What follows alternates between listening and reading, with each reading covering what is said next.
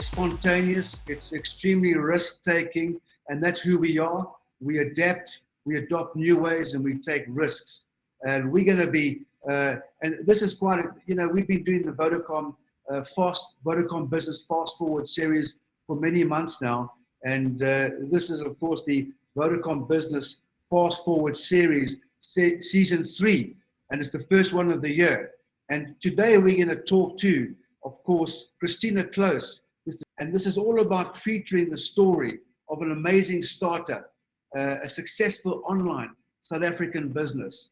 Now, Christina is currently at the Mall of Africa doing an amazing market. She's mobile, and that's why I'm saying it's extremely risky, but we like doing that. And I see she's already coming on. Christina, that was amazing. You've talked to something about technology and doing things differently. And in all our time, we've never done something spontaneous like this, but it's not going to be the last time. Christina, a very big welcome to you. Thank you very much, and thanks for having me. And a big congratulations. I'm very passionate about people who take that initiative and take that risk in starting out their own business. And Christina, before I start, maybe give me a quick intro into who you are and possibly your partner, and of course, Love Jacaranda before we kick off. Thanks, Mike. So I'm Christina Close. I recently left my corporate job in September to run my side hustle full time. My background in business transformation for about 20 years, consulting, and about 3 years ago, with my best friend now. And in September, I took the giant leap of leaving all the safety net of a secure salary to run Love Jacaranda full time. And as Mike was saying about taking risks, I'm sitting literally at the Mall of Africa. I'm doing a huge market this weekend. So this is my new life. I'm no longer at my desk 9 hours a day, 10 hours a day. Now it's really about turning the commerce wheel on a daily basis, and 24-hour day work. You work in a big environment, and the next morning you look in the mirror and say, right, today I'm unemployed, let's go for it. But Christina, tell us about your business. You and I both know that over the past, especially over the past 2 years, that the online business has really jumped. Tell us about your business and how did you start? So we started it in around May 2019. So this was all before lockdown and all that kind of thing. So Natalie and I were both in corporate jobs, and we had dreams of starting business, and we wanted to do an online business really because we felt that there would be a certain passive element to doing business. It's not someone that needs to sit in a store physically 24/7 peddling your wares. So we wanted to do an e-commerce business where the business continues to work while you're picking up kids. On a Saturday morning, the business continues to go, and that was really the departure point. And then one day I went to go visit my family's factory in Randfontein. My family's factory has been making blankets and throws for the last 55 years. And they're thinking, sure, we've got such amazing products, but I have yet to see them in stores where I shop, and certainly not seeing them online.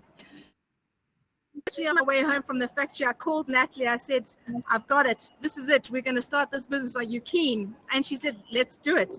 So that's where the real origin was. And we quite liked the fact that our products are made in South Africa. We found a bit of a niche where there wasn't any kind of online presence, really. There is, obviously, you can buy blankets and throws online. However, you can find these products that we sell. At the time, I had zero experience in running or starting or building an e-commerce business. I was on the digital side of my corporate where I was working, where I was setting up the teams that built the e-commerce businesses. So I didn't actually have first-hand experience. So literally one day I called my colleague of mine. I said, I'm going to buy you a coffee. Let's sit at Vida. Tell me how I'm going to build an online store.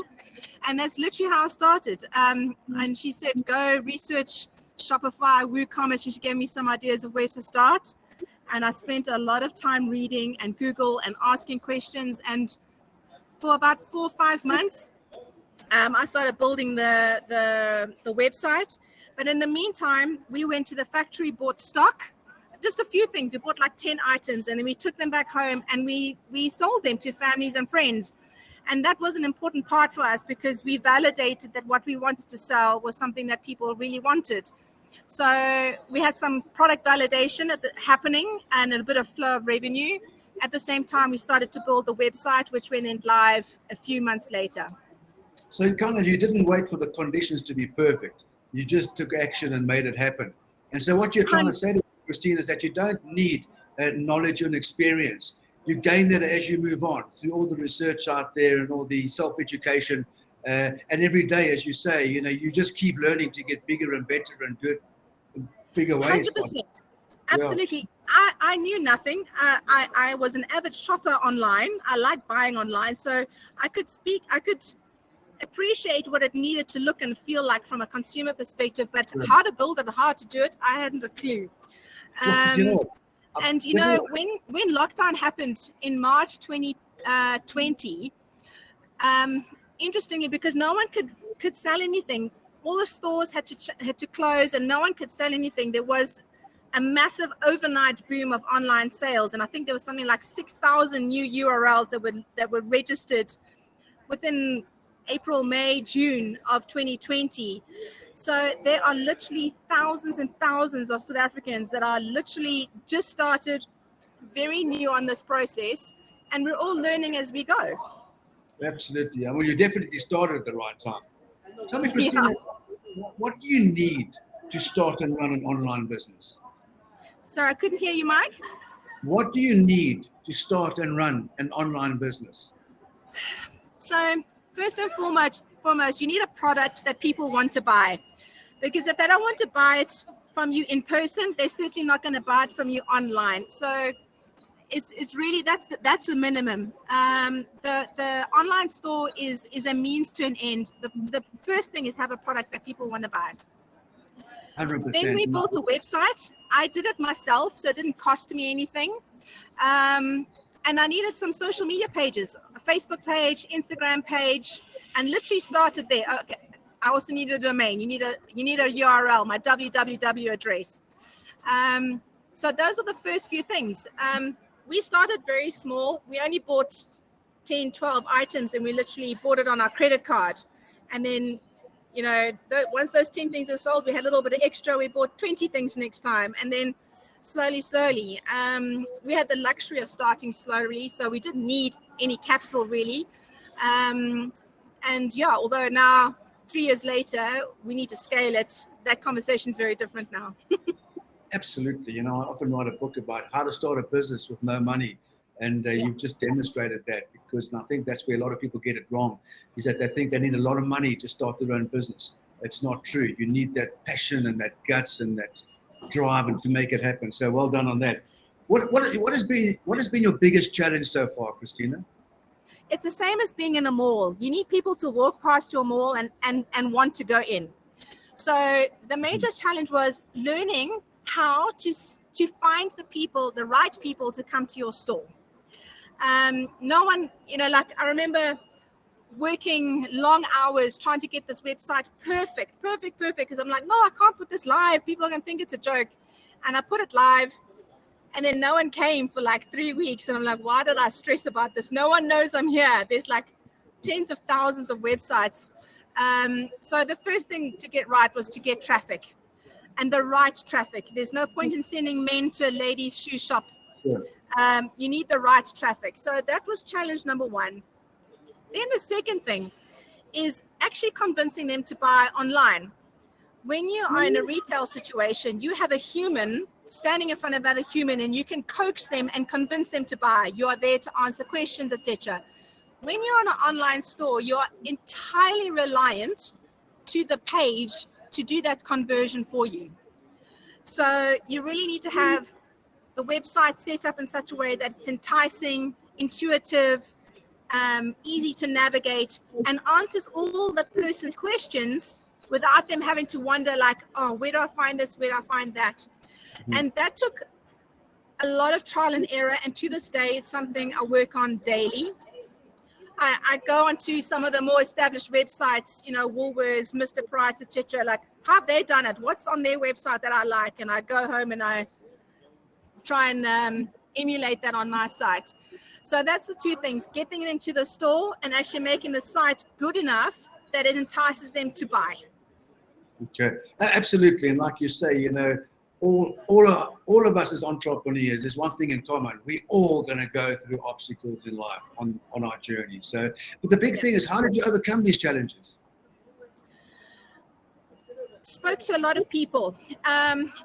I networked a lot. I asked a lot of people in my local circle how to do it.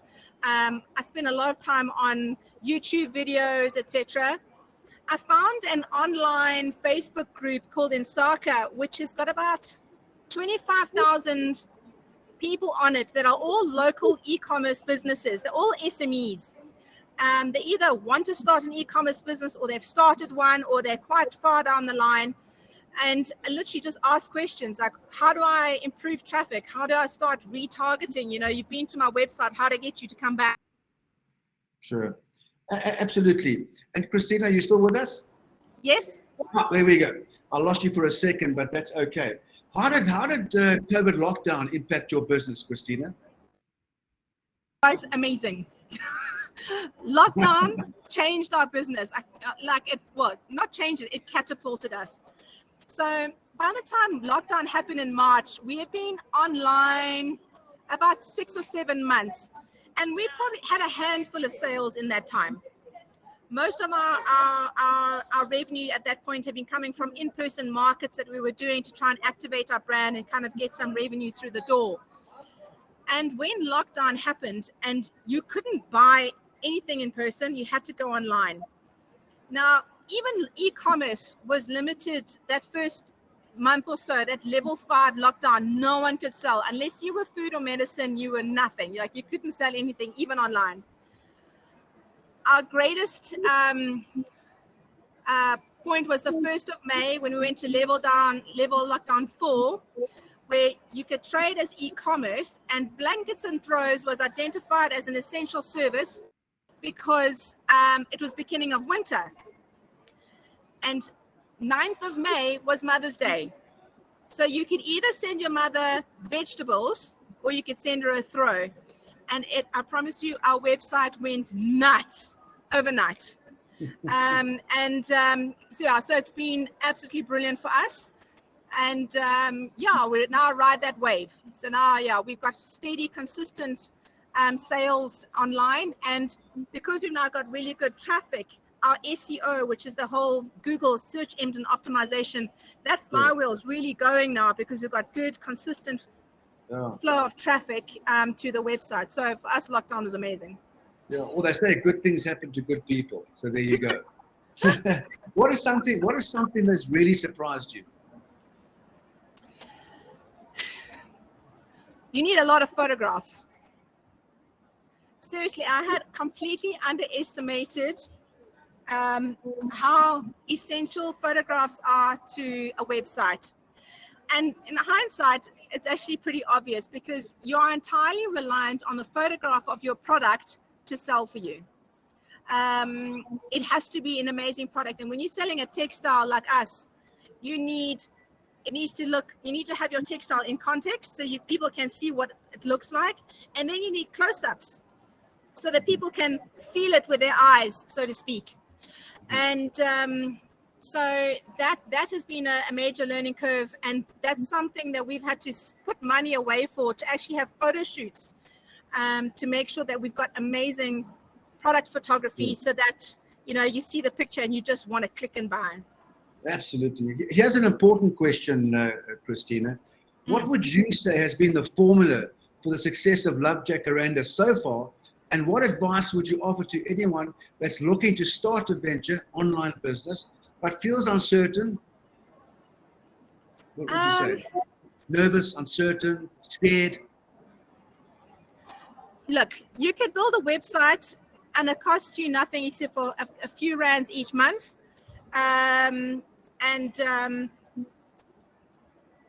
Yeah, you need a product. First and foremost, you need a product that people want to buy. Like without that, you're nowhere. And the other secret thing that we've had is that we have asked a lot of questions. We network with other small business owners who are also learning and feeling their way through this business. And also be really, really open-minded. You know, it's one thing to spend hours and hours and hours building your website, but if it doesn't convert, you really need critical and objective feedback, and you need to change it to make it work. So you really have to be flexible and open to that kind of feedback. Even if you spent 40, 60, 80, 100 hours building that thing, you need to enhance it to make it effective. On the go all the time. 100%, Christina. Now, apps, website, domain name, online payments, and e-commerce. These are all buzzwords. What does this mean for your business? Look, as you go through the journey of starting and running an online business, these words will appear in your path as you go. I mean, the first one was website, domain, and we took it from there. And then as you start to build your social media accounts, and then now you realize, oh, you need followers. And how do I get followers? Well, I need to boost a post. And then how do I find my, and then how do I rank on Google? So that, you know, when someone's looking for a blanket, your product, pops to the top of the page. And a quick one, I've got two final questions for you, Christina. Yeah. Talk to me about Vodapay. Yeah. So Vodapay is the new online the system that Vodacom has launched in around September last year. We were quite keen to join this simply because Vodacom, with its brand power, is able to bring a lot of, let's call it, foot traffic to my online store. One of the things to get right with selling online is creating a level of trust a consumer.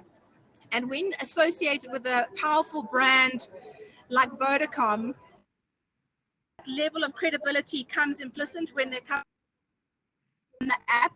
So for us, it was a means of opening up our customer base, access to a customer base who are computer literate and are already doing online transactions. And secondly, with that, Vodacom has immense marketing. So it is a fantastic brand out there. And have the kind of deep pockets as a huge corporate like that. So for us, it's, as an SME, we official. The app is still at its early stages. We would be I call myself an early adopter of the app because I can just see the potential for this thing. So I think it's going to grow immensely over the next few years, and I'm excited to be on that journey with them. Right, thank you. My final question to you, Christina, before you get back to your business, is what are your top takeaways for our attendees today? So I would say the first of all is know exactly who your customer is. Because, for example, in South Africa alone, there's 56 million people. You're not selling to everyone. And whether you're an online business or you're a physical in-store business or a service, etc., you need to know who you're selling to and who you're not selling to. There's a nice saying that says, you are not coffee, you make everybody happy. So understand who they are, what they're looking for, what are their needs are, and make sure that that is embedded in how you do your business. And I think that's relevant to whether you're an online business or any kind of business. Then my second takeaway Christina, is that your website does not guarantee sales. There's a lot more to it. Once you've built it, doesn't mean that people will just come miraculously out of the window. I would say most of your effort as an e-commerce owner is actually driving people to your site that they convert. Your website has to be well built so that when they come to your site, they actually convert. So that links very much to my third point, that building the website is about 10% of owning an online business. 90% of your time is driving people to creating trust and making them convert. And interesting, I'd say my fourth one is linked to knowing who your customer is. You need to know their needs and how they change over the year. So, for example, we sell blankets and throws, and people think that in summer we can't sell blankets and throws when it's 30 degrees. I promise you, we still sell blankets and throws. But the reason people are buying now is in July when it's cold. So for us, we've come to learn that in winter, people buy blankets because they want to be warm. And so that already is about solving that need during that time. The rest of the year, it's about decorating your home. It's about tactile experience. It's about, it's really nice and soft and it's pretty. It goes with my decor. Although one thing I just want to say is we don't have it all figured out. We probably will never be. And every day is about learning, stay open-minded, and just give it a bash. You've got nothing to lose. Absolutely. Christina Close, the co-founder of Love Jacaranda. You know, this has been amazing for me because I love the way we've done this, spontaneous, risky, and engaging. And that's what people want to hear. People want to hear real stuff. Real people do it. And, you know, we'll be doing a lot more of this in the future. We're going to put startups in the spotlight throughout the year. So this has been great. And I want to congratulate you on what you've done. I think it's an amazing story. I know this is your foundation. You're going to build an amazing castle. And we know all our teams are truly grateful for what insights you have provided today. And I just want to say a big thank you to you and to Vodacom Business for allowing us to do this afternoon. Thank you very much. Mike, and thank you very much. And thank you everyone for being patient and running around trying to find power. But such is the nature of having to wing it as we go. So I really appreciate your time and thank you for the platform. I appreciate it. Truly authentic. Thank you very much, Christina. Take care. Thank you. Take care.